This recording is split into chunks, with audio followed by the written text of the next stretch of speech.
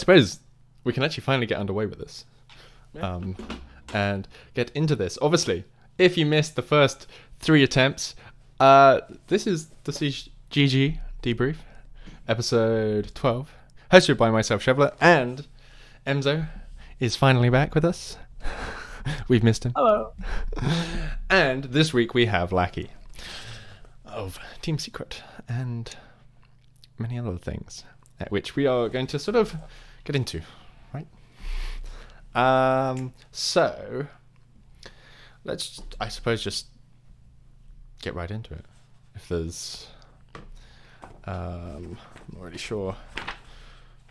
I just realized with the name change that you went from IDK to Team Secret, you went from not knowing what your team name is to not being able to tell us. Yeah. But it is a secret. I can't tell you. Or is the secret the fact that you don't know? Maybe. Questions. I'm just playing it off that it's a secret, but I really don't know anything. Competent at hiding you're incompetent. Yeah. Exactly. Well, welcome to the show. Yeah. Of course. Thank you. So, I've just realised that my questions are sort of all over the place, so I'm going to just crack in with one, and ask you how it all began. Start at the beginning here, and how did you get into R6? Well, I started playing in like the closed beta. I was playing with my friends, like just a group of friends. There was 4 of us, and one of my friends was Meepy, because we've known each other since for years before this game came out. So I started playing with 2 of my friends and Meepy, and we decided that we were just doing really well in ranks. We had like a 32 win streak or something. So when the game came out, we thought, you know what, I'll make an ESL team because it's been advertised and it looks a bit fun. Not take it seriously, think we can go anywhere, just let's just play some competitive games because rank's a bit easy. And after a while, me and Meepy realized that we could actually maybe make something of this. Like we thought that the scene was probably about to kick off and that we could get in.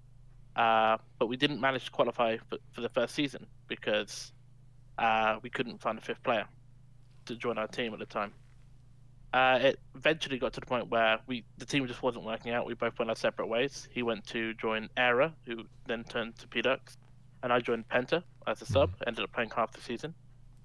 And then eventually I ended up joining him back on P-Dux, and then the journey from P-Dux to Snows to IDK to Secret.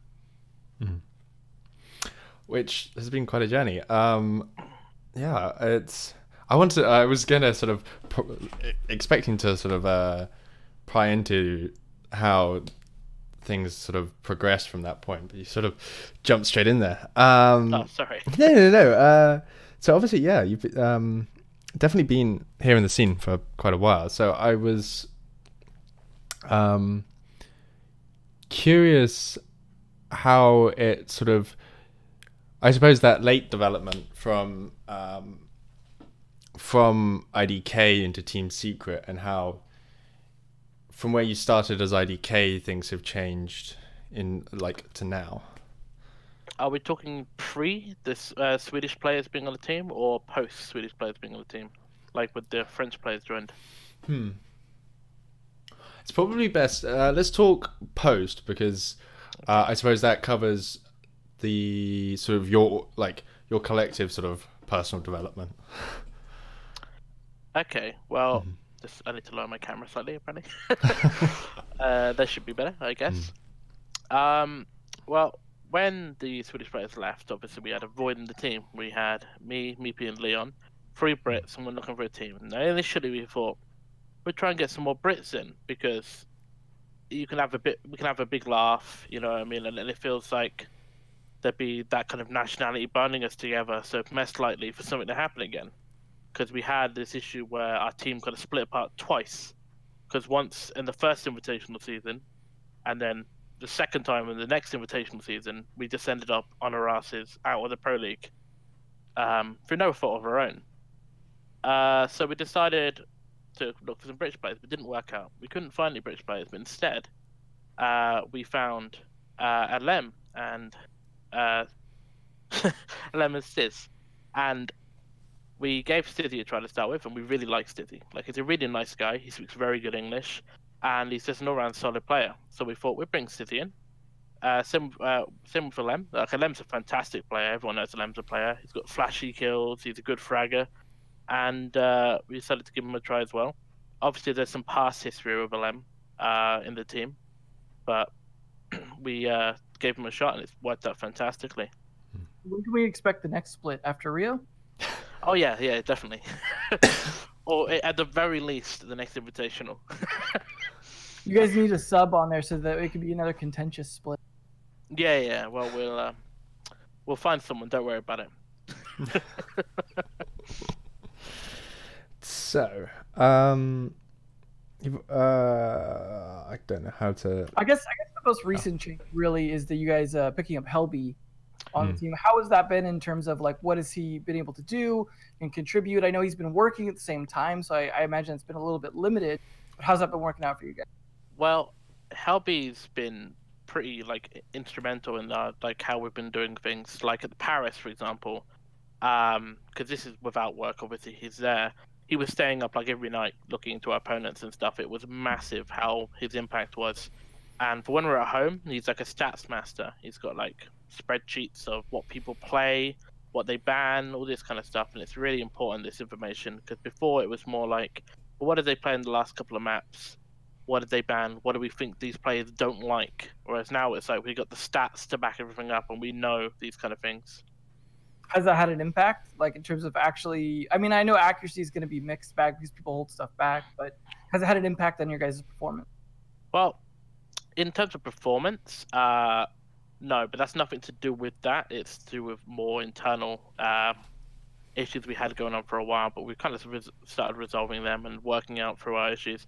But in terms of like counter-straying, counter-banning, that's what been really effective. So, as we're on the subject of stats, do you use CGG? And if so, how? Obviously, Helby's got quite a long relationship here, so there might be some bias. Yeah, going from a Helby question to this feels very incestuous at the moment. Well, I read a lot of the news articles because some of them are quite interesting. I haven't read any for a little while because they've been more like situated around APAC with the LAN going on and stuff like that, and I'm not totally interested in the Apex LAN, I'm going to be honest. But the highlight videos are always really good to watch that come out, and the stats themselves, like the match stats and the season stats, as well as the infographics from like the Paris Major and stuff like that, are always really good to look at. So, that's obviously how you use them. What if you could have anything from CGG? What would you want them to deliver, or us, I suppose? Well, I was, you know, like the old Chanka News videos where he'd summarize like the week's news in like a small short video. I was thinking something like that would be quite good, because like, you know, not everyone likes reading articles, whereas something like that could just summarize everything, maybe. Yeah, well, like someone could just read the articles out loud and record that. Totally, yeah, that could work too. Something you could have on the background while you're playing Siege. That's quite an interesting concept. I'm sure that's probably very, very achievable from CGG. I'm sure there's people watching that will be writing that down to like he said that we should do this. It's starting next week. There'll be Chanka News Network videos. Seeing as we have Chanka aboard here, lurking in the shadows somewhere, with his helmet on.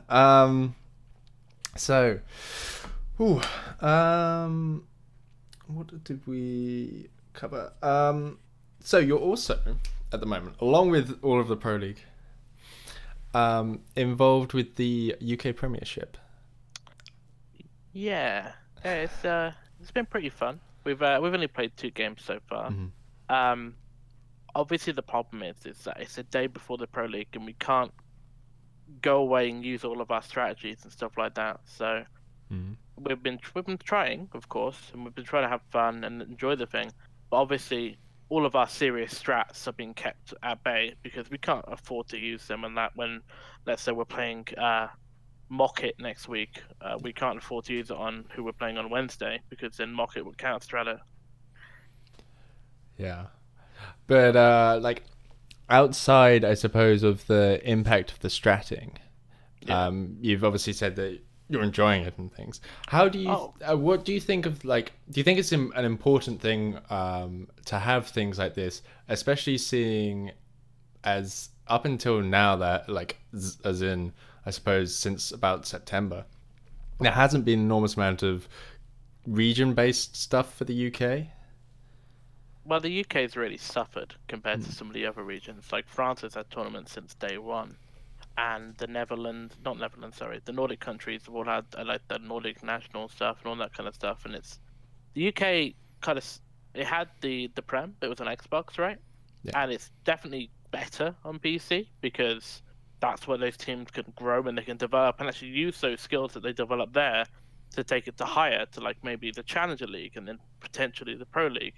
But obviously the Xbox was a dead end. That's the highest you could get the Prem, right? The Prem, like I enjoy having it, and that it's nice to meet more UK players that are competitively minded, because obviously a lot of the people I ran into there I've never met before, and like obviously I'm a bit biased, but I think the UK humor's hilarious, and like you just get some bants before the game, stuff like that.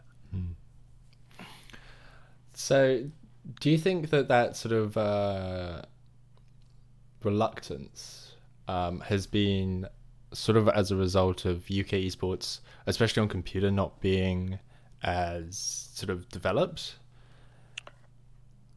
Yeah, yeah, probably.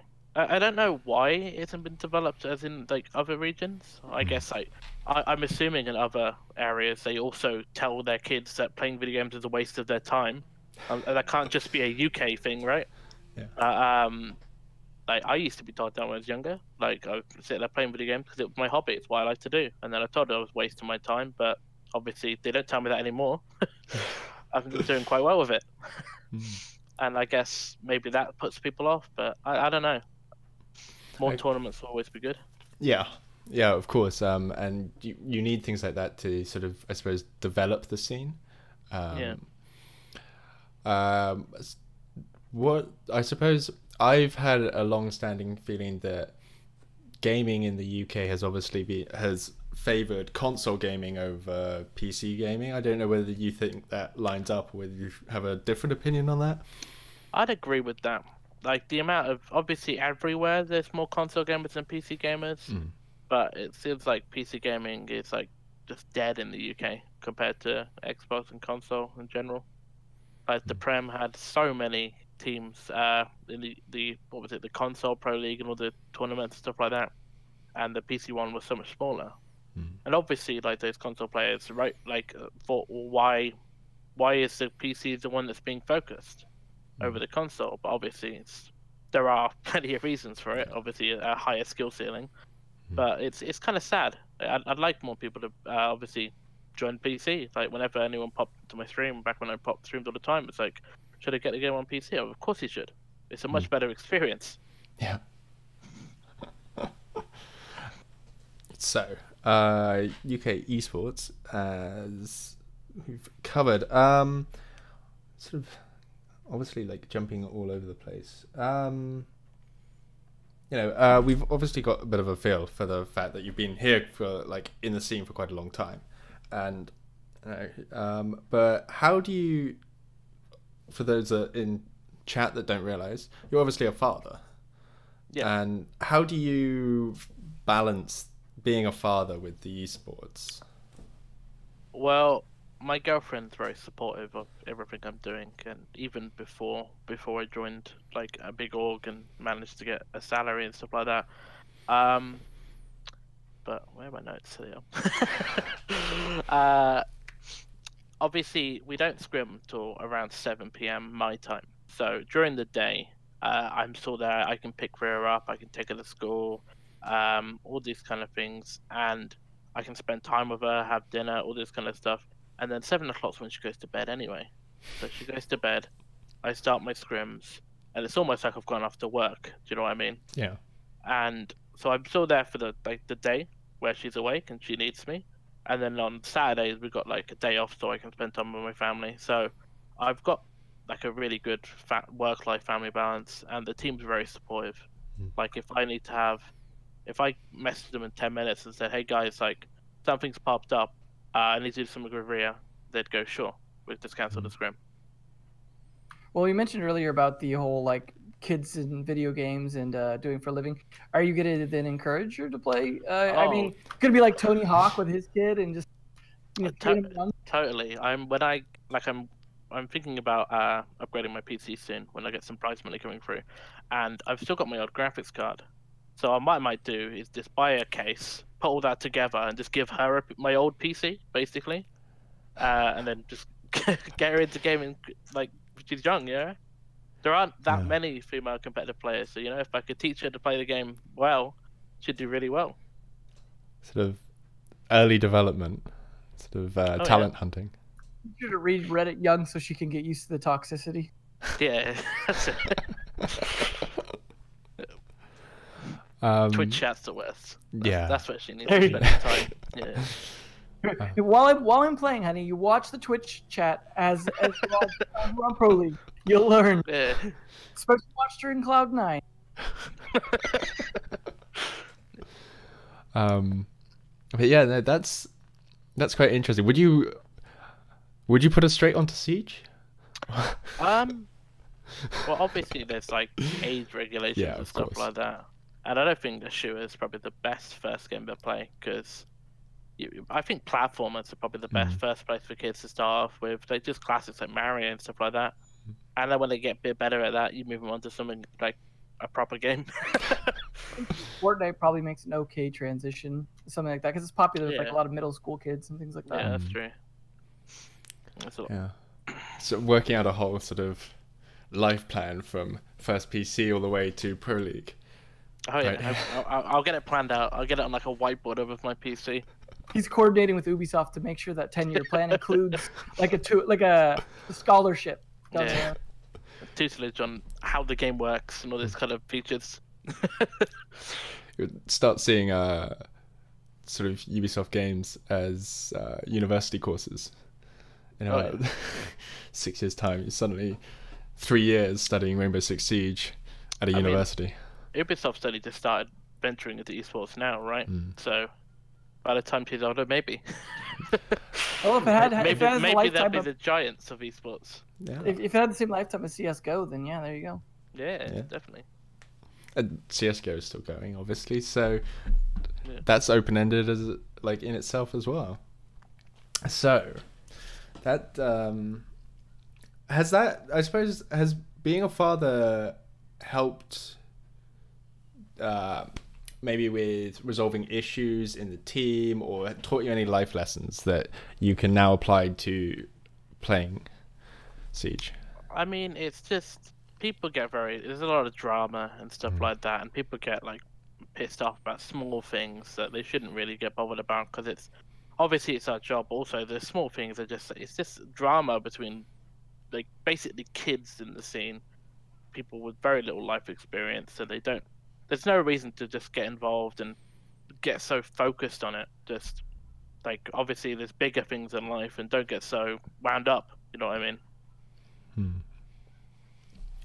And I suppose there maybe there's the counter. Has Siege taught you anything that helps you be a better father? No. Yeah. He just tries to apply those mute functions to his family. Why are you still making noise? Jammer goes down. Yeah. Things like that.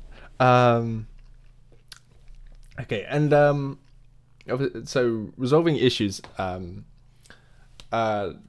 outside of being a father, how do you approach resolving issues in the team?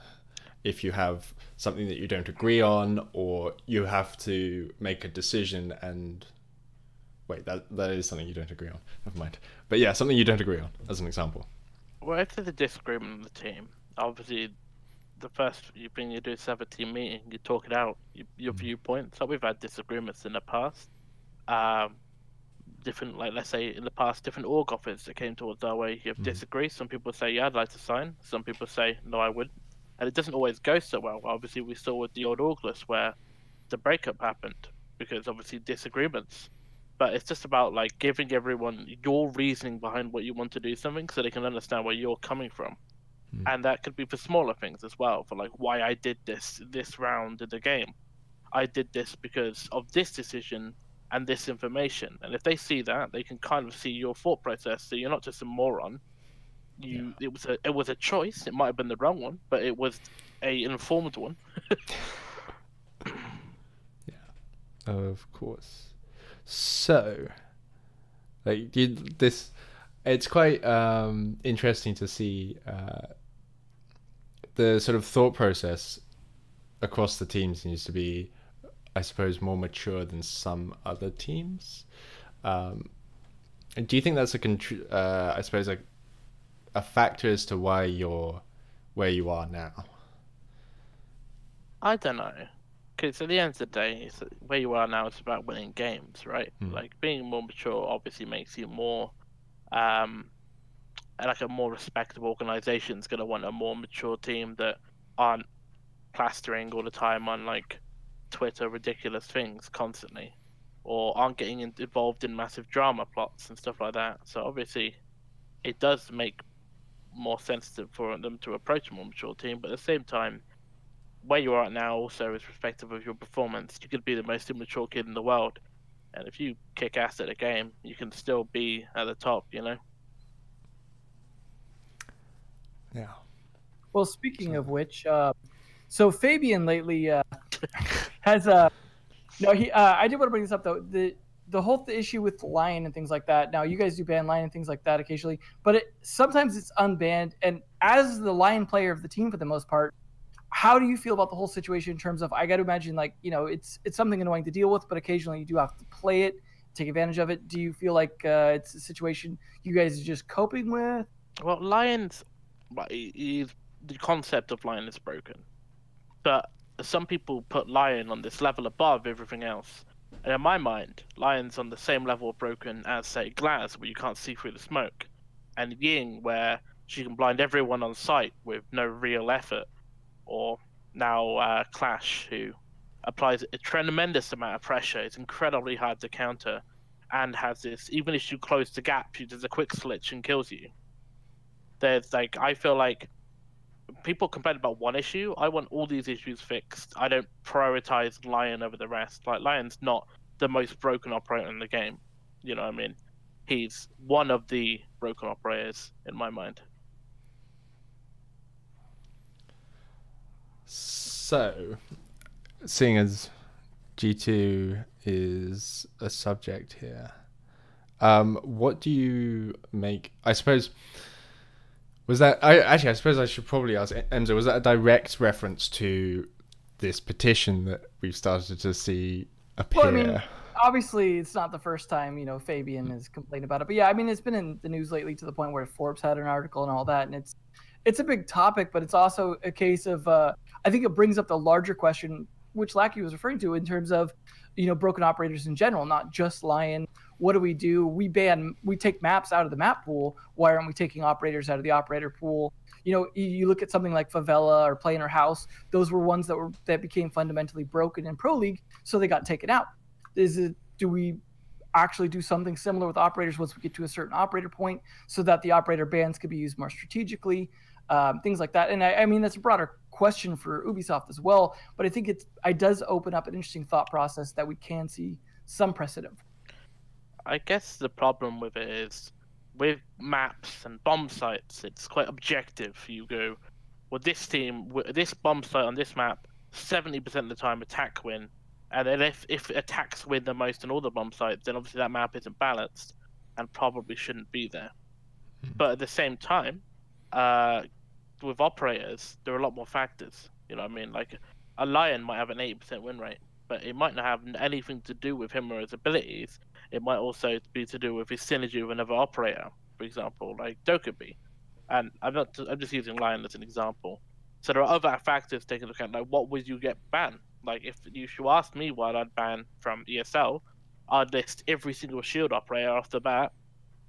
And then Ying, Glaz, Lion, Dokkaebi, you know what I mean? But then it's subjective. Someone else might want to ban something completely different, you know?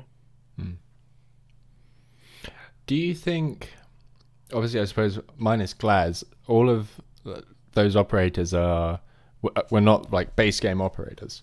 Do you think those are examples of power creep. So as new content is added, it is more and more overpowered. I definitely agree the game suffers in power creep. We're just looking at the year one operators and the guns that are coming out now. Like back in year one, you had trade-offs where Pulse's gun has very little recoil, but it has a very slow fire rate. But now there are guns out now that have very low recoils, but very fast fire rates. And there's just no differentiation between this gun's just objectively better than this gun. And the ability is about on the same par, so Pulse is just a worse operator than this in general. Obviously, you might feel more comfortable with the operator and you might fall back on it, but let's say Vigil's gun's better than Pulse's. His ability is more situational, but Pulse's gun is pretty awful, in my opinion. A lot of people go, oh, Pulse's gun's a headshot machine, but name one that isn't right now, you know? And its fire rate just makes it much worse. And I feel like they either need to buff some of the older operators or tone down the guns that are adding to the game, because it feels like the guns that are adding to the game are up here and the guns that were in the game are down here, and the gap is just widening every expansion. That's really interesting, because often the point of discussion is obviously the abilities of these new ops, and we don't see that much discussion really centered around the weapons. I suppose aside from Ella's I was going to SMG. mention unless they're like just obscene like Ella's gun, yeah.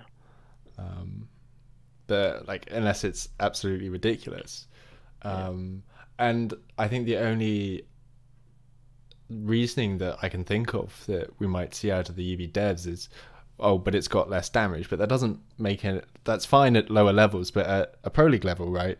Surely it doesn't matter, because most of the so many more like by percentage headshots are being. Well, we see with the Rogue One stats and stuff he makes, where the damage a gun does is very, very, like the difference, let's say they buff it by 4 damage, that might make 0 effect on gameplay unless you're shooting someone at the leg across the map. You know what I mean? So the amount of damage a gun does is insignificant compared to its fire rate. Because even at the lower level, a 4 increase of damage might mean the same amount of shots to kill. It might make 0 difference. So fire rate is the kind of variable that should be changed the most in my mind. But obviously the issues come with fire rate, you need animation changes and stuff, right? Yeah, because that would be because you've got the whole like each cycle going back, which would have to. I don't know how the game's built. Yeah. I don't know whether anyone knows whether or not you could literally just reduce the speed, like turn a dial back or something. But any game where you have to sync animations across multiplayer and stuff too, I got to imagine that does become problematic to do, and it's not just like a simple switch. But I do got to agree that rate of fire, I feel like especially at the Pro League level, is like the biggest difference here. Because even at the low level, like you take something like the SMG-11 when the recoil wasn't as bad, it feels like a lottery system, right? Where the faster you can spray bullets, the more chances you have to win the headshot lottery, even if you're bad at the game. I mean, look at. Sorry, I cut you out. So you continue. Yeah, I mean, it pretty much is just you aim towards the head, and depending on the recoil pattern and how fast you can spray out bullet, you can land headshots even if you're not great. Yeah, I was going to say, look at the F2. Like the F2, if you aim around the head, you're going to get a headshot. There's so many bullets in such a short amount of time. There's no way you don't. And that's the thing with vertical recoil and high fire rate with the F2 as an example. I think it's one of the guns where you can generally be a bad player and start at the body, and it throws out so many bullets so fast but kicks upwards right towards the face. It has a tendency to either kill off the body shots or hit a headshot towards the end of that. Yeah, it does the work for you. Poor SMGs lately, though. Not doing so great on that spectrum.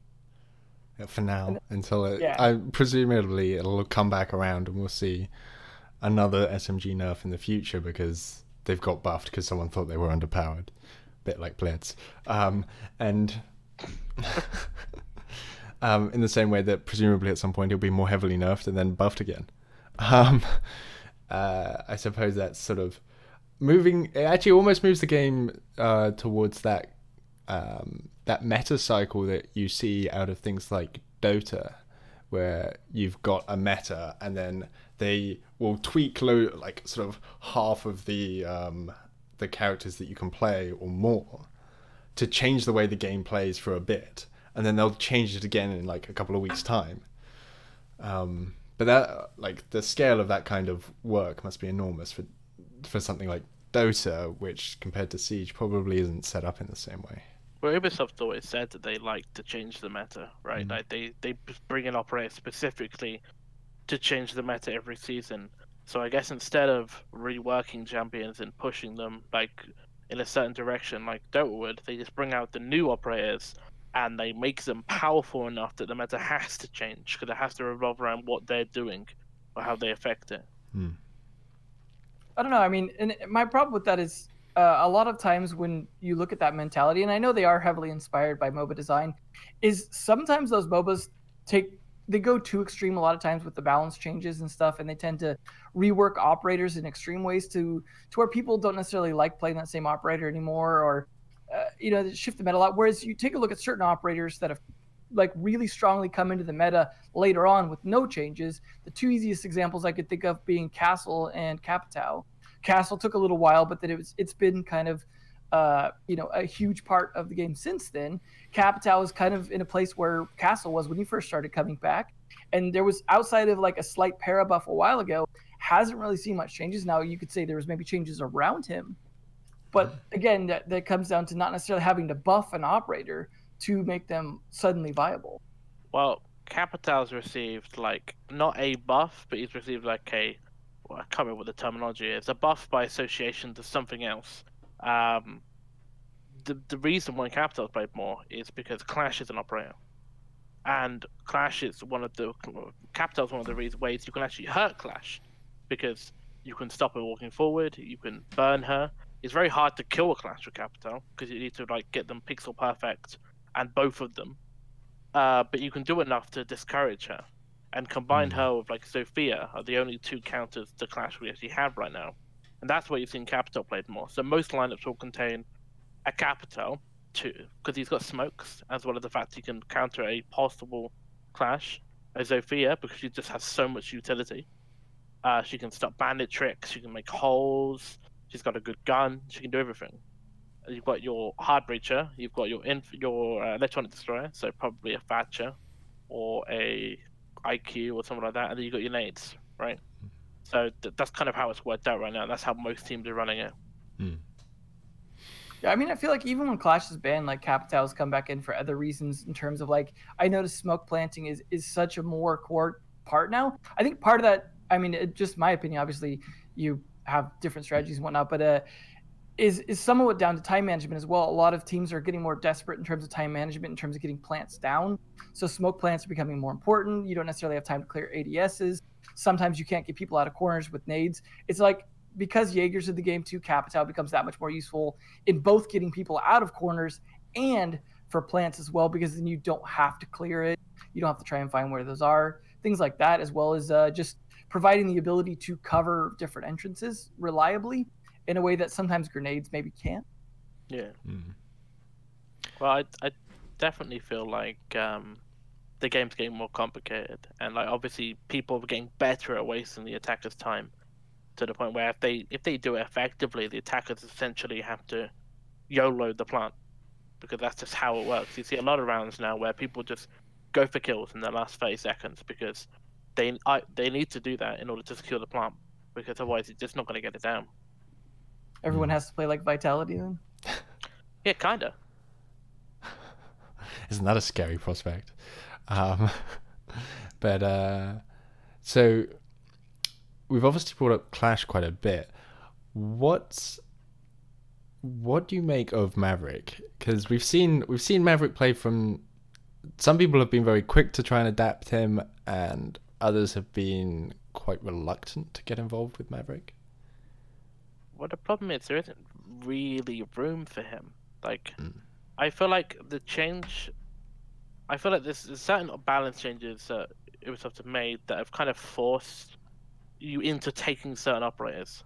Like, I feel like you almost need a Zofia for that utility, because she does some certain things that some of the older operators do combined. taking an IQ now is an active decision that you have to replace something that very important, like nades or self-destruction. You can't just take an IQ and she's got nades, and that's okay. That's your nades and your infinite denial gun, but you can't make holes from it. And then you can take your sub bridge as well. So I felt like some of the changes they've made. So I have to, if I want an IQ, I can't have a Maverick because I need my self-destruction. I need my hard destruction. I need my capital, my Zofia to deal with, let's say, a clash and smokes as well. So I've only really got one variable I can move around, and Maverick is, whilst he's a fantastic operator, and those holes do need to make more sound. At the same time, you can't afford to take him around because then you might not be able to see valve camps, or you might not be able to, I don't know, buck a hole in the floor if you need to do that, or something like that. If you need to take a different operator, I personally feel like they should give IQ her nades back so she can fill both of those roles. So you've got a bit more freedom in picking up our operators, but I feel like the way the meta is right now is quite constricted. You have to take certain operators, otherwise you've not really got everything you need. You can kind of wing it, but if you want a jack of all trades kind of like operator lineup, that's just what you have to do. So It's that's funny why because a lot of teams don't run him. Ubisoft usually says that that's the reason why they do that, right? That's why they took away Thermite's grenades, was the exact same reason they took them away from Capital, and the exact same reason they took away from IQ, the jack of all trades thing. But then they introduce operators like Zofia. So it's like they kind of, on one hand, and they have said it's two different sets of designers, right? You've got the ones that design the operators and the ones that do the balance changes. So maybe there's some different mindsets there of, this one group wants it to be not jack of all trades. This other group wants people to want to use this operator in place of some other ones and have more flexibility. Well, I think both their decisions were from the same people, because I think that was before they made the balance team, right? But I mean, some of those were, yeah. At the same time, I feel like a problem the game suffers from right now is, as I was talking about, you need to take certain operators. So you can't be as flexible. You can't go make a wacky design where you take 6 grenades and you try to bombard the bomb site through a window. You can't do that because you need smokes. And you need a hard breacher. And maybe there's a Valkyrie camera outside you need to deal with. So maybe you need an IQ, So it's a lot more constricting, and it kind of stifles the creativity with the lineups you can do, in my mind. Do you think Maverick would get more of a pick had they left his smoke grenades in? Yeah, probably. Because you could use them instead of maybe a Capital or a Legion. Not Legion, sorry. Or a Dokkaebi, I guess. Or a Jackal. Dokkaebi, Jackal, anything like that. Because he could fill that kind of role. Because you're taking them for the smokes, but obviously the fire's helping with a clash and also infinite denial. He could do the same thing. Maybe the issue too is that, like, you take something like Thermite, right? Thermite's played plenty despite the fact that he's fairly one-dimensional. I mean, he doesn't have smokes. All he can do is open a wall. His gun is not necessarily something you would choose him just for. So he's very one-dimensional, but he still gets run plenty because Maverick's capability to open a wall just is not necessarily the same. Maybe if it was closer or he was more of a replacement for Thermite. I guess, like, Maverick is a hard breacher, but he isn't, if you get me. Because, like, you're not going to be using him to open holes in walls very often. The majority of the time, you're just making little kill holes. Like, maybe you'll make a punch hole and you'll look through it and be secret, like sneaky, and hope someone turns the corner without noticing it and you just get a free kill. That's kind of how he's used. But also, he's got a lot of utility in denying bandit charges. But then, you're not going to make the hole with him. You're just sitting there, you're making the hole to stop the bandit, and then you're using the actual Thermite, the one you want to get the wall open, after him. Because he can't sit there and just blowtorch an entire hole because he'll die. So he's not the role of a hard breacher, he's more like a supported hard breacher, if that makes sense. Like Thatcher, some people... Yeah, kinda. Him a little bit. Thatcher with the blowtorch. Exactly. Well, I mean, they are going to rework Thatcher, so maybe it'll be a situation where he will or won't work as a replacement for Thatcher, depending on the rework they do of him. Because they have said that the reason they're doing the disables and going with the non-binary stuff is they're looking at a longer-term rework of Thatcher. I'm not sure what that will entail necessarily, but definitely could be something down the road where Maverick makes a little more sense then. Yeah. I mean, I hope they don't change Thatcher too much. I think it's good where he is right now, personally. Yeah. It goes back to that kind of MOBA thing that I was talking about, where sometimes they'll really rework an entire operator. And I know that's something that Ubi does, but... You're right, because it's kind of like his identity, and that's that you were talking about earlier, where people don't want to play the operator anymore because it doesn't feel like the same one. Like, operators have an identity, you don't want to move too far from that, right? Yeah, I think the most extreme example, which definitely came up in discussion last week when I had Lycan here, was reworking, like the problems of reworking Tachanka and having him as a viable operator versus what he is now, which is quite a significant meme, but he's there not necessarily to be a viable operator. I mean, the concept of a turret just will never work in a game like Siege, right? With the amount of destructibility, you can always be shot from above, below, behind, the side, directly in front of you through a hole you can see it literally led down across the map. Like, it's not going to work. But obviously, removing the turret, he's not Tachanka. You know? Exactly. So either you keep him in the game as a broken mess, or that he's a meme. So it's not bad having him. You could just keep him as he is because people enjoy it, right? They think it's funny. They take it for a bit of a laugh. Or you can try and rework it, and then you've lost that character's identity. Kind of reminds me of what they did with Capcan, where they tried a few different approaches. He is I mean, going back to his original design compared to now, in some ways fairly different. The lasers work very differently. He gets a lot more of them. He works as more of a roamer now, things like that. But at the same time, he's still almost stuck at the Tachanka level pick rate. Yeah, but it's at the end of the day, a drone can see that device, right? And it's quite striking. Like, I run into a lot, but that's because I guess I'm not very observant.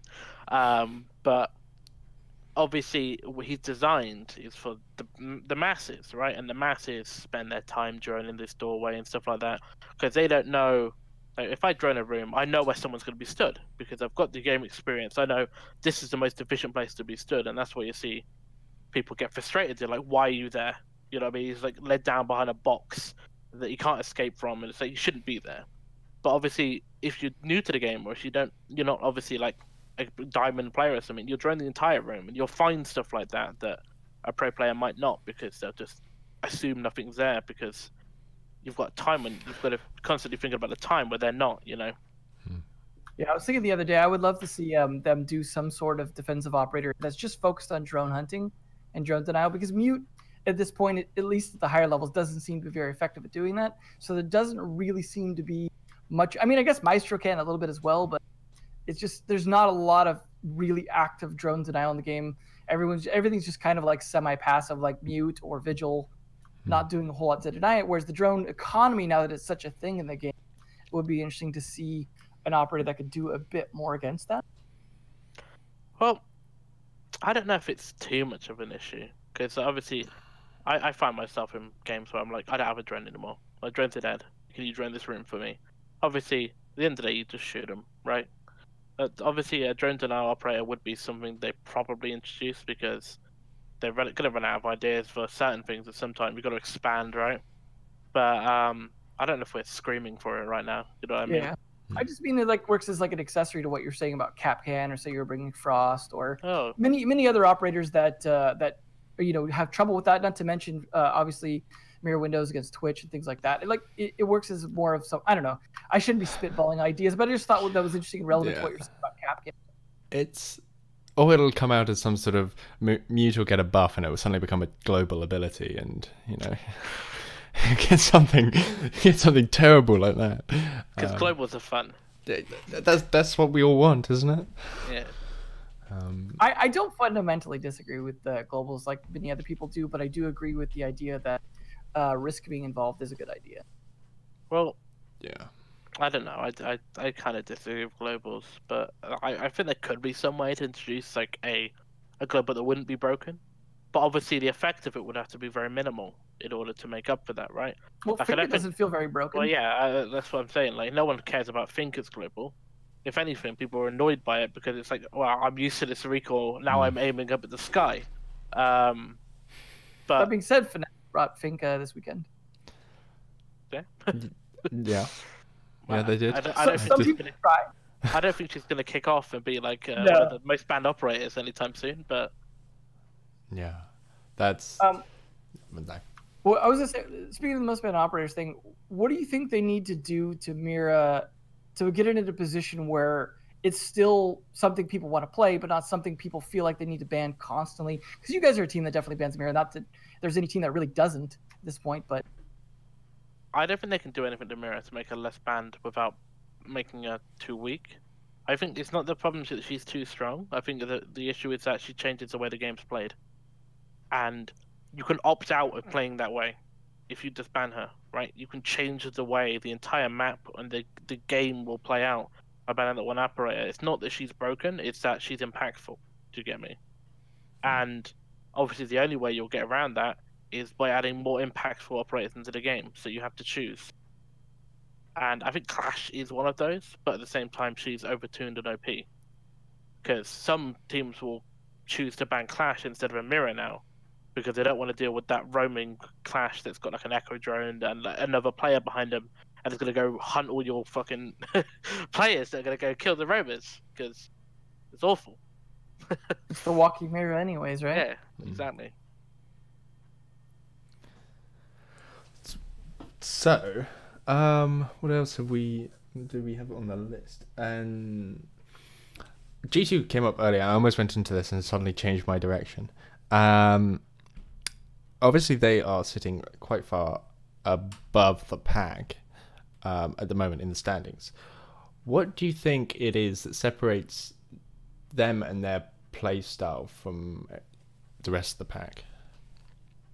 I think they're just separated from not just Europe but the world with, and the way I describe it is just the one word: consistency. Is that on a good day and we're playing well, I think we could beat G2, and I think we could beat them. But we don't always have those good days. Sometimes we have a bad day. Sometimes we're mediocre. Sometimes we make a couple of mistakes, but we pull it through. But they don't seem to make those mistakes right now. I don't know if it's because they've been playing together so long as a roster, but their level of play is so consistently high, and that's the difference, right? They're not unbeatable. It's just that you couldn't beat them 10 times in a row, because the consistency that they've got is that they're more likely to beat you 10 times in a row, because they're not going to mess up one of those games, whereas you're going to mess up maybe 2, you know?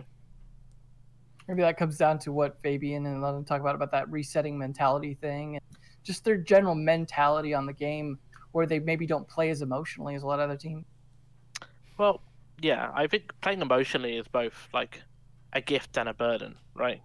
Like, we're quite an emotional team, and when things go right, we play even better. And that's a thing. Like, if we're doing well and we're feeling good and we're playing against a team like G2, we'll win rounds, we'll kill them, we'll do really well. But if it takes a turn for a worse, then someone's going to get a bit disheartened, and that's going to show in the way they speak, and then the team morale will go down. And that's the disadvantage of being an emotional team, is that you'll play worse. It's like a trade-off, right? Whereas maybe they're robots. That resetting is then being turned on and off again. Just plugged into the wall. Yeah, it's interesting. They are, I think the consistency, it's been a running theme when we've been doing things like the pre-shows and post-shows here and looking at the week-by-week gameplay. And it's primarily the French teams and the Latin American teams. Much more passionate cultures to begin with. Yeah. And so I think we've been sort of arguing the point that sometimes the consistency we see out of the French teams and the Latin American teams is sometimes because they play more emotionally. So when it goes, as you say, for Secret, like when it goes well, it goes well, but when it goes badly, it goes horribly. Yeah. And I think that's amplified, but like by some magnitude, especially with Latam teams. Like, we see them either playing really well and hitting every single shot, or it just kind of crumbles. Yeah, it's interesting because it's like G2 has a lot of people from different kind of colder regions. You know, you've got a Swedish player, you've got a Finnish player, you've got a Danish player, and then you've got Goga, who's one from a more Latin region. It's like, oh, is he the odd man out? Is that why he has so games where he's just on a killing streak, and then games where he's just planting, and that's about it? I don't know. It's obviously when you're getting killed, it's a lot about your opportunities as well, right? Like, obviously Goga doesn't have that much opportunity to show off how good he is, and in the same way, let's say Pengu has more opportunities to kill people because of the roles he plays. It's like, obviously we look at a lot of players and we go, oh well, if you ask anyone to make a best team players in the world list, it'll just be 5 fraggers, you know. And obviously they get the kills, but that's they're in the opportunity to do so. So Goga's a fantastic player, and maybe it does take some role. Maybe he's a bit more emotional than the rest of the team, but I haven't played him enough to tell. But obviously, when he doesn't get kills, it's not necessarily that he's in a bad mood. He might just not have the opportunity to. He might walk in and instantly get C4'd. You know, it's not his fault. That definitely happens, especially for Thermite players, I got to imagine. Yeah. Speaking of consistency, then, and G2, the whole topic of best of ones is the other kind of contentious issue at the moment that Fabian likes to bring up famously. You know, you're talking about how G2 will win 10 out of 10 games, yet they're the ones to complain the most vocally about best of ones, but they're the ones in the end, in theory, by being more consistent team that benefit from that. Where do you guys stand on that? I wouldn't say they're the most vocal about claiming best of ones. I think that title belongs to C9. There you go.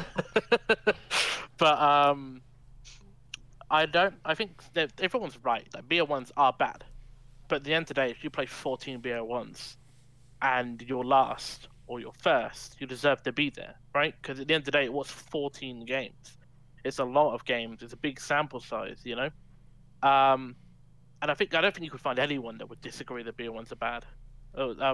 Like it's the agreed upon point. I think the bigger thing to talk about personally is draws, and if draws are okay, because there is more of a debate there to be had where some people disagree and some people agree with draws, whereas everyone goes BO1s are bad. Fair point there.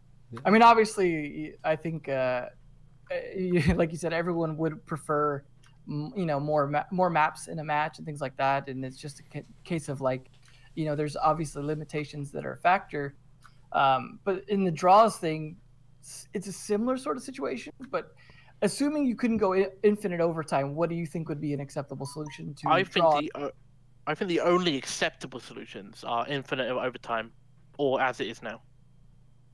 Because if you do overtime to a certain level, there's always going to be the coin flip bias. There always is. Like, imagine how many games have been won in the past over the coin flip bias. There's got to be at least like several influential games that would have changed tournaments in the past, right? What if it wasn't a coin flip and it was decided off of some other factor for sides? I don't know. Whoever bans first, map, seeding, any number of factors that could go into that. Well, then it will go down to strategic map banning and stuff like that. But at the same day, someone's forced. It's out of someone's control because they don't get to choose who bans first. It's a coin flip or determine on previous results, stuff like that. I just personally feel like draws are fine. I know it's anticlimactic, and I know that some people go, I'd like to see more. I want to see who wins. But sometimes two teams play as well as each other. I think the way to avoid draws is to make games longer.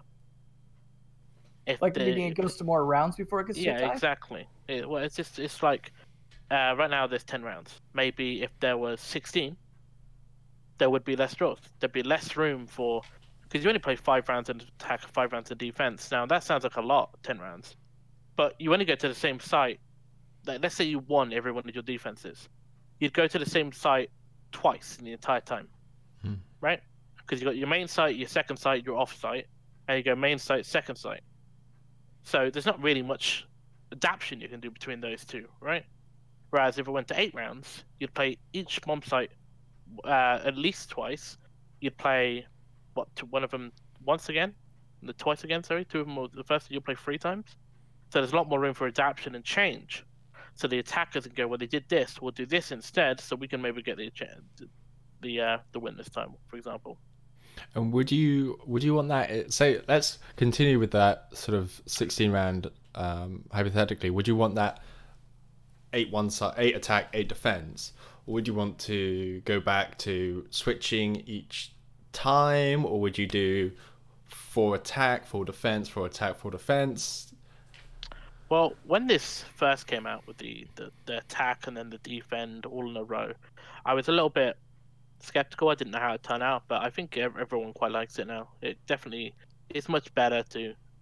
You don't have to like swap gun every single round. For example, if you're playing an operator that needs to be there, like say Thermite, you can use Thermite's gun until you switch to someone else's. As well as the fact that like it's just the issue before is that you'd lose in a round and then you go into a different attack. So you'd lose a defense when you go to attack. You might talk about the defense round about how you want to change that round the next time, but at the same time you're just clogging up comms for the attack round now. But you're talking about something that's in the past and you can't. It's not feasible for the next 3 minutes, and then you go back to it. And then by the time you've gone back to that, you're talking about the attack round and what went wrong. So it was kind of like hard to keep track of and change stuff. But when it's all in a row, you can go, we just lost that site. We can take it again right now. What do we want to change? You know what I mean? It's actually relevant for the next 3 minutes. I guess then continuing on the topic of changes for the season, what do you guys think in terms of 6th pick? Is it something you guys use? Do you feel like, I mean, let's say theoretically it was a little bit shorter of a phase, because I know the length is obviously an obvious issue, but outside of that, like strategy wise, is it something that factors in your guys' game at all? I'd say yes and no. I don't know how much of an impact it has. I know it can have an impact and stuff like that, but at the same time, it's only one operator. They can't change it that much. They're one operator, and a lot of the time it's very readable, right? Like, for example, if someone doesn't have an info operator, and they go, oh, well, they're going to swap to IQ, for example, it's sometimes you can read it, you know. If someone always plays a different operator, then chooses to another one. Like, when it first came out, back before people used to ban Lion all the time, people would go, oh, Lacky, don't play Lion, play something else in 6th picture. And I'm like, why?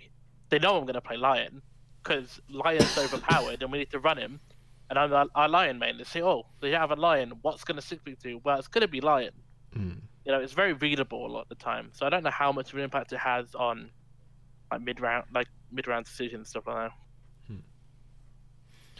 Time has been something that seems to have been a running theme with a few things. When you initially suggested why not make the matches longer, I thought you meant by making the rounds longer.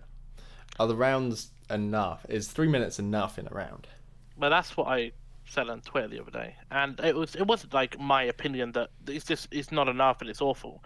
I just wanted to see how people felt about it in the community, because I'm not totally sure, but I just feel like sometimes the attackers don't have time to do what they need to do, and that's why it's getting more and more common where teams are running out of time and they'll be planting, and then if someone throws a C4 and that guy dies, it's the round's over. Because that's happening more and more and more. Because you've got to clear what you want, and then the countering what they're doing to stop you doing that is getting more complex, because players are getting smarter, operators are allowing them to do more. If there's a clash there, you got to deal with the clash. Then you open the floor to start the bandit tricking. Then you breach the wall. Then you clear from the other side, so you can attack from 2 sides, and then you've got to go in and drone for information. But you might not get to that point. It might go, well, we just cleared the other side of the map, but now there's 30 seconds left, so we're not got time to drone. We've got to smoke up and go for a plant, or smoke up and go for kills, you know? And I feel like sometimes there isn't enough time, but obviously that's not an agreement. That's not an opinion that everyone shares. That's just how I personally feel like. I know the G2 guys were quite vocal in disagreeing with me, but obviously if you're at the top of the mountain, a change isn't really something you want, right? I don't know. I just feel like a little bit longer, I'm not talking long, I'm talking like 20, 30 seconds, might make the difference in order to give teams enough to, maybe something goes wrong earlier in the round. Maybe their their soft breacher dies. So they can't breach the floor, they can't deny the bandit, all this kind of stuff. So they go, okay, everyone get out of the building, we're going to loop around, we're going to go to the other side, and you can go try something else. Whereas there isn't time, in my opinion, anymore.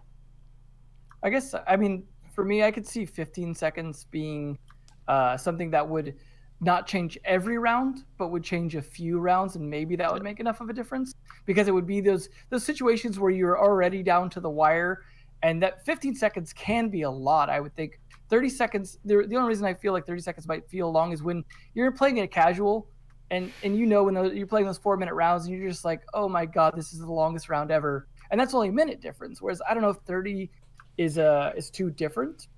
But at the same time, like I feel like there's been other suggestions that kind of go in tandem with it in terms of viewership wise, like finding ways to shorten the prep phase, for example, like bringing in the reinforcement animations from Outbreak and things like that, to where we could sort of look for ways to shave off some time so that the viewers aren't bored because this is a slower game, but then find ways to also extend in other areas so the strategy's still there. Well, I definitely agree with the animation changes. Like, there's no reason for it to take so long, right? Like right now, if you're a castle, you've got to impact 2 walls, reinforce 2 other walls, put down 3 castle barricades, run around the map to place them. You might be doing it into like 30 seconds into the round sometimes for certain strategies. Same with Jaeger too.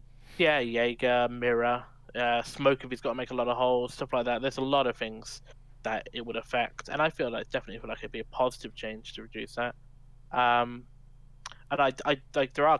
I'm going back to quickly about the adding like extra 15 seconds or something. There are very some of the critics people put forward to what I was saying is like very, very true. Like it gives attackers more time to clear roamers, which wasn't exactly what I was thinking about when I made the post. I was thinking more about the execute. That's true. It could oh sorry, my screen just went black. I've not touched it for a while. It would give more time for stuff like that, and it would make defenders' lives a bit harder in that case.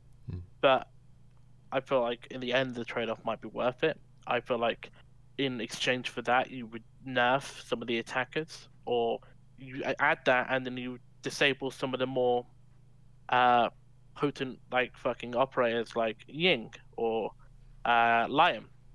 Something like that will drastically make a difference with that extra 15 seconds. Yeah, it would be well, even the Lion. I mean, you'd have so much more time anyway. If you, especially for I suppose not so much at the pro level, maybe, I don't know, but for that, perhaps that initial line before the plant's gone down, if that's missed time, then you've still got quite a lot of time. Yeah. What for some, I suppose you could also have. You'd have more time for slightly more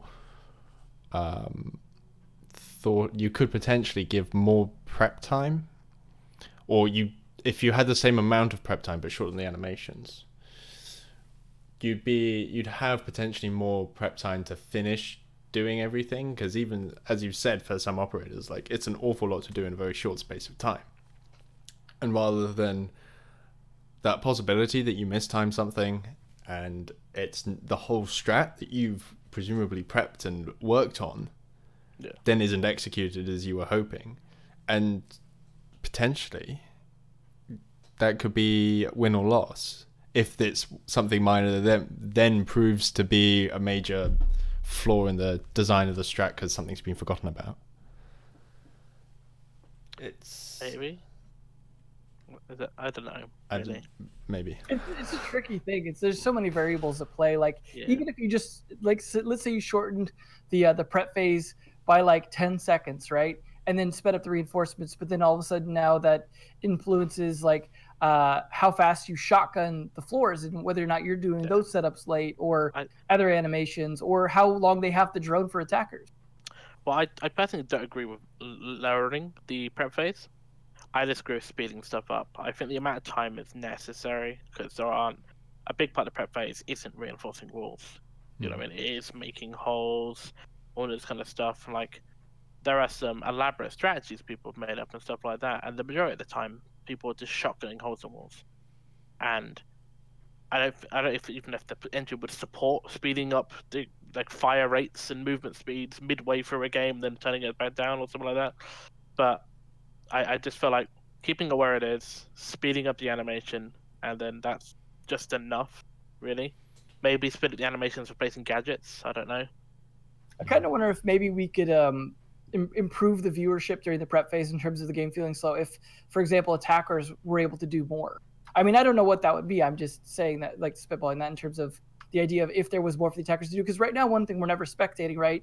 Most of the time is droning, because, well, that's pretty dull to spectate. But let's say if there was some way, I mean, I know it sounds dumb, but you remember if the original Rainbow Six, you could make tack plans on like the map and stuff like if there were a way to make, just some kind of prep phase stuff you could do for the attackers, or to make it more advanced callouts or pings. Yeah, I don't know. I mean, it's maybe if we could make it more entertaining for the viewers during the prep phase for the attackers, then no one cares about how long it takes for prep phase. I think that'd be cool. It's just the problem with how we did do it, right? Like that with the tap map and stuff like that, or anything like that. Like you're not going to be able to force pro players to do it, because they don't necessarily need to. It's just a matter of it's a boring part of the game, but it's a necessary part of the game. Maybe it's something on the production side where they can do something else, or they can have it shortened and something else is going on the screen or something like that. I don't know if there's anything you could do in game. I think it's more for the production to try and make that more exciting. Personally, I think it's like a necessary evil. What would you want to see then from the production to make it more exciting? I have no idea. I mean, I guess we could show highlights and like little picture-in-picture or something. Yeah, anything. Or little pop-up facts like we had in Milan. Yeah, that'd be fantastic. Like, did you know fucking Reynolds has a 1.4 KD and 22 headshots? It's just something like that. Or maybe those attacker bands that we're talking about during the beginning of the show. We just display those when people are picking those off. I don't know. Yeah. Exactly. Question out of chat. Thoughts on one-speed attackers? There aren't many versus defense, which has quite a few. Well, the problem with one-speed attackers is a big part of attack is rotating. Like, maybe I've got grenades, and maybe Meepy calls me over there because he needs grenades, so I need to rappel onto the roof. I run across because it's a safer way to do it. I go for my nades, but then I'm needed back where I was before, so I need to go run all the way across there. And if I was a one-speed, the round would be over. That's the problem. It's just the attackers need to be more mobile because they've got more stuff to do in different places. Whereas the defenders, really, unless you're a roamer, you just stand still, right? For the most part. Yeah, especially if there's a lion. Just stand still, forehead. So I hope that answers your question, Donut.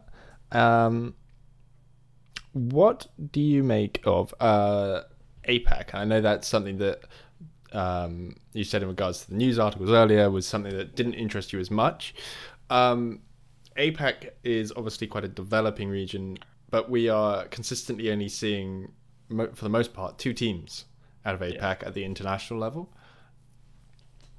Well, every time I talk about APAC, I feel like I'm just putting them down and talking shit about the scene, because I'm quite blunt in my opinions on APAC that it's not a new scene anymore, right? It's been around for quite a long time, and whilst they've been getting at the group stages at LANs, they've never been in the quarterfinals.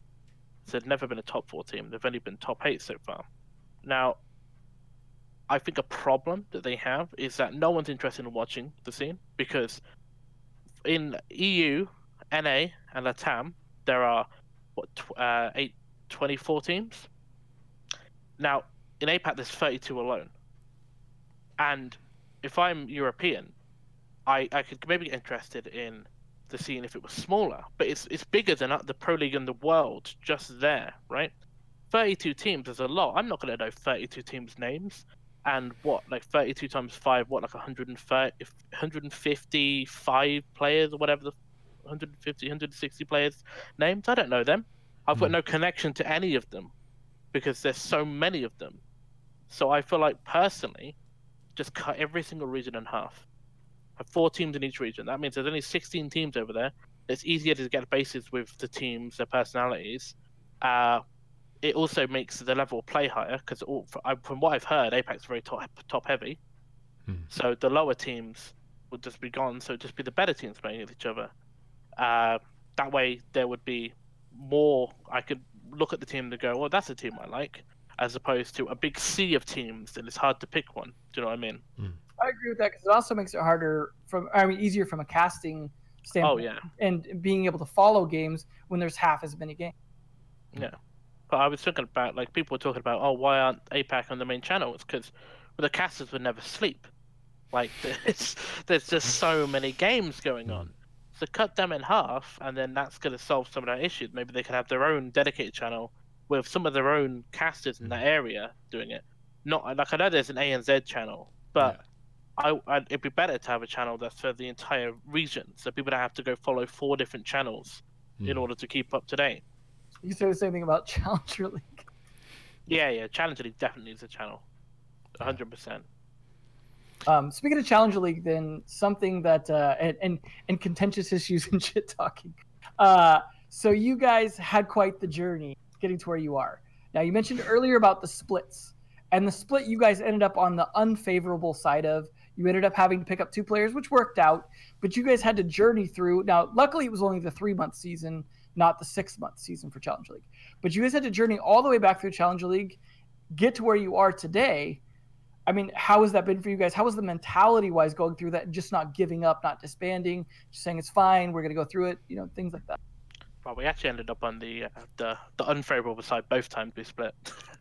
But this time round, when I was talking to Meepy just after it was all said and done, like, to start with, when the guy said they were going to leave, it was very, like, we kind of gave up hope for a little bit, and we were just kind of like, we're going apart.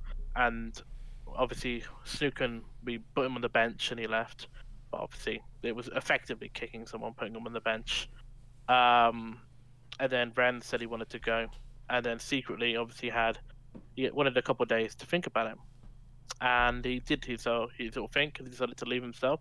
And obviously, we went straight to ESL because we got Leon on the team. He played games. Is Leon fine? Because you'd rather have a team there than no team. Leon's played some games. We've had this happen to us in the past, and they gave us a leg up because when this happened to us the first time, we still lost our Pro League spot, but they put us straight through to the qualifiers for Pro League. So we skipped the open quals and stuff like that. So we just had to play the winners to get back into the Pro League. But now, could we just stay in the Pro League? And they said, yeah, sure. You've got Leon, he qualifies, that's fine. But obviously, when they went to make their own team, we got casted aside because Snooker had played more games. Now, putting the drama from that aside, obviously that put us in a really awkward, horrible situation where we kind of like, what's the point? We worked this hard. We've been in the Pro League for 2 years now, and we've got nothing to show for it. So we almost gave up, but then we decided to just give Challenger League a shot because we can get to Challenger League. It should be fine. Like, we can win Challenger League if we just pick up even just 2 mediocre players in our mind, because we were Pro League players and we're good at the game, and a lot of the Challenger League teams at the time weren't very good. There are a lot better teams now. There's a lot more of them in this season, but in the previous seasons it wasn't competitive at all, was it? Right? But we ended up finding Stizzy and LM, who were 2 fantastic players. Obviously, we're 5 high quality players, and we just feel like we can just walk through Challenger League, have a bit of fun. Obviously, we tried very hard because we're trying to attract maybe an organization, and it worked out really well. We won the games. We didn't lose a single map the entire time in Challenger League, and obviously that had our confidence at all-time high. Went to Valencia. We just went there for a bit of fun because we'd already qualified for Paris. We weren't trying super hard. We weren't using loads of strats and stuff like that. We just went there for a bit of a laugh because the pressure's off. We'd already qualified because that was the big thing to go. We ended up winning it because we were in such a high. Like, talking back about emotional teams, we're on such an emotional high as a team, and that managed to bring us all the way through to the finals and take it from Vitality. And obviously we've kept on going in the Pro League all the way to 2nd/3rd place around there right now, and it's just feeling really good. Does it feel pretty vindicating to see you guys are in that top 3 and where Chaos is at the moment, potentially going to have to make their own journey through Challenger League in the future? I mean, I'm not have like super hard feelings about what happened anymore. You know, it's all in the past. Honestly, like, when it happened and we finished through Challenger League, I was talking to people asking me on stream, and I said, like, I'm happy it happened because right now I feel like our roster is the strongest it's ever been. Even before we qualified for Pro League, we were in Challenger League, and I feel like we can really go far with this roster. And if this didn't happen, we couldn't be where we are now. Obviously, it does. It's a bit funny and ironic that people left because they weren't happy with the performance of the team, and then the team that they left is now performing better than it ever has. That is a bit ironic and funny, but you know, I'm not vicious about it, you know.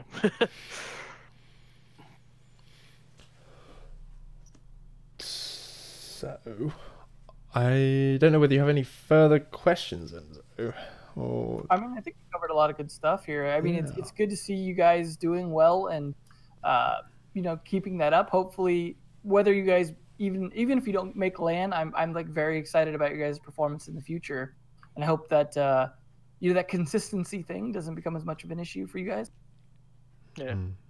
Well, we're still in the running for LAN. We've slipped up the last couple of weeks, and we've been doing kind of mediocre. We do kind of know why. There's like an issue with, especially the last game and one of the games, not last week, but the week before. It's a lack of information that's causing it. Like we lost last week's because a lack of information on the guy in lockers, because we thought it was clear.